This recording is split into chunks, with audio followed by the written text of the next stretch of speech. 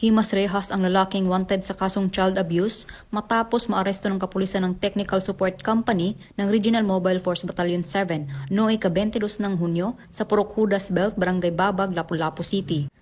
Kinilala ni Police Lieutenant Colonel Paterno L. Dumondon Jr., Force Commander ng RMFB-7, ang sospek na si alias Hiyong, 22 anyos, residente ng Purok Nangka, Lumoy, Kinalumsan, Barangay Gubob, Lapu-Lapu City, Cebu.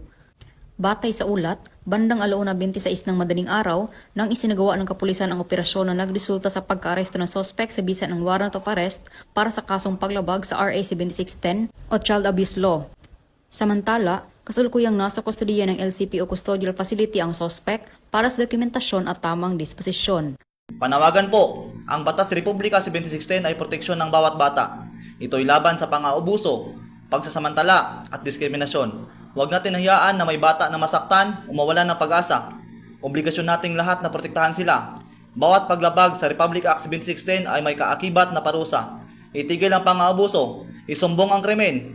Tumawag lamang sa 911 at kami ay dadating sa 5 minuto. Para sa kinabukasan ng ating mga anak, maging bantay at tagapagtanggol.